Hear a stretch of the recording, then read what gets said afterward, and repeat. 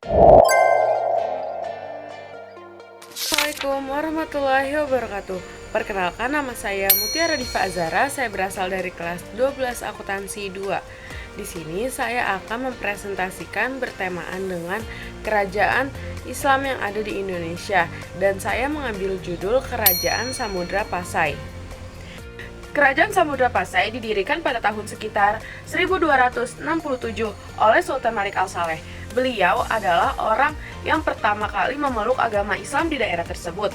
Beliau dikenal juga sebagai nama Raja di Raja. Nama Samudra diambil kemungkinan dari letaknya yang berada di tepi pantai, sedangkan Pasai adalah nama sebuah daerah yang terletak pada sebelah utara Pulau Sumatera. Samudra Pasai memiliki pelabuhan yang sangat strategis yang memiliki titik persinggahan utama bagi pedagang di berbagai wilayah, termasuk India, Arab, dan Cina. Perkembangan Samudra Pasai diantaranya ada 3, yaitu perkembangan Islam.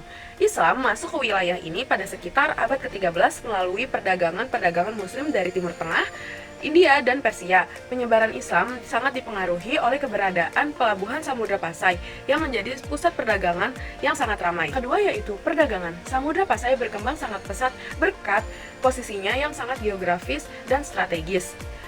Sebagai jalur pedagang internasional, kerajaan ini menjadi pusat perdagangan rempah-rempah, sutra, dan bahan-bahan lainnya yang melibatkan pedagang dari Arab, India, bahkan Cina. Hal ini juga memudahkan penyebaran ajaran Islam melalui interaksi dengan pedagang muslim. Yang ketiga yaitu politik.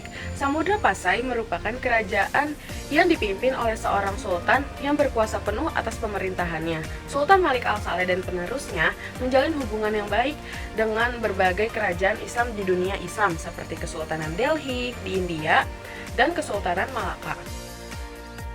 Pada masa kejayaannya, sekitar pada abad ke-14, Samudra Pasai menjadi salah satu pusat kebudayaan Islam di Asia Tenggara. Kerajaan ini dipimpin oleh beberapa sultan yang kuat, seperti Sultan Malik Al-Saleh dan Sultan Zain Al-Abidin. Samudra Pasai memiliki hubungan diplomatik yang baik dengan kerajaan-kerajaan Islam besar, termasuk kesultanan-kesultanan di Timur Tengah.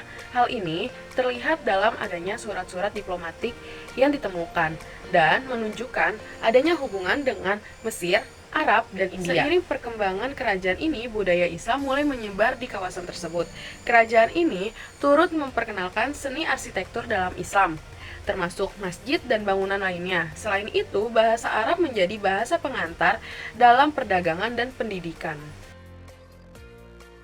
Salah satu penyebab kemundurannya Samudra Pasai yaitu serangan dari kerajaan-kerajaan di sekitarnya dan penjajah oleh Portugis yang menguasai jalur pedagang Asia Tenggara. Itu penyebaran Islam yang pesat di wilayah pesisir Samudra dan Malaya juga membuat pengaruh Samudra Pasai berkurang, terutama dengan adanya kebangkitan Kesultanan Malaka yang lebih kuat dan memiliki kekuasaan yang lebih besar dalam perdagangan di Asia Tenggara.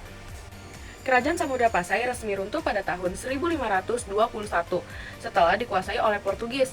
Pada saat itu, Samudra Pasai berada dalam kondisi lemah akibat serangan dari kerajaan-kerajaan tetangga dan invasi dari penjajahan Eropa. Warisan Kerajaan Samudra Pasai diantaranya penyebaran Islam.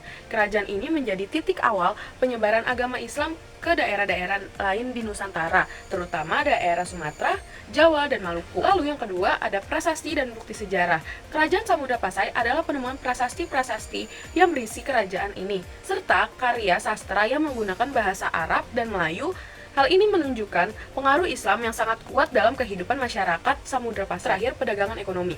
Pelabuhan Samudra Pasai menjadi pusat perdagangan yang menghubungkan Timur Tengah, India, dan Cina. Hal ini membantu perkembangan ekonomi lokal secara memperkenalkan produk lokal kepada dunia internasional.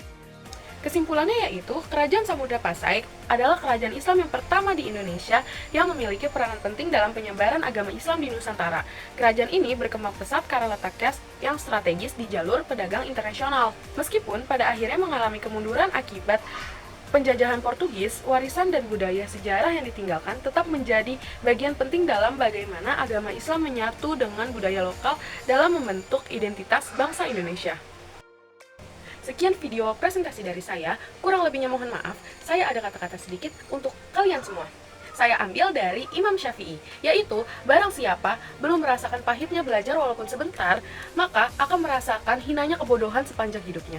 Kurang lebihnya mohon maaf. Assalamualaikum warahmatullahi wabarakatuh.